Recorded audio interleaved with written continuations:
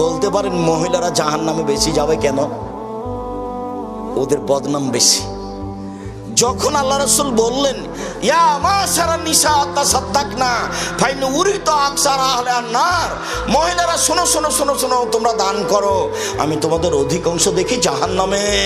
জাহান্নাম বলতে নারী আর নারী, জাহান্নাম বলতে নারী আর নারী, আমি তোমাদের অধিকাংশ দেখি জাহান্নামে নারী, তোমরা দান করে বাঁচো। তো দান করে বাঁচো কথাটা তো হলো, মহিলাগণ বলে বসলেন লেমা কেন কেন যাবো জাহান্নামে বেশি সেটা বলেন। তখন আল্লাহ রাসূল বলছেন তুকসিরুল্লাহ আনা, তোমরা মানুষের বদনাম করো, মানুষকে অভিশাপ করো, এসে কথা বলো, এই কারণে জাহান্নামে যেতে হবে। এক। দুই, স্বামীর কৃতজ্ঞ নও, স্বামীর তোমরা অকৃতজ্ঞ স্ত্রী, যার কারণে তোমাদেরকে জাহান্নামে যেতে হবে।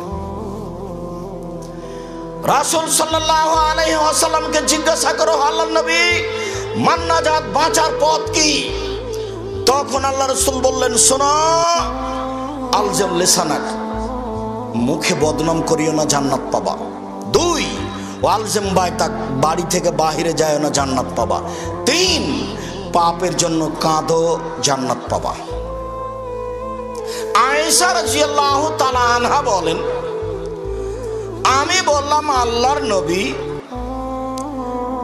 সাফিয়ার জন্য এটাই যথেষ্ট, আপনি যে সাফিয়ার অত প্রশংসা করছেন, ও তো খাটো মহিলা, এই খাটো কথাটা বদনাম হয়ে গেছে।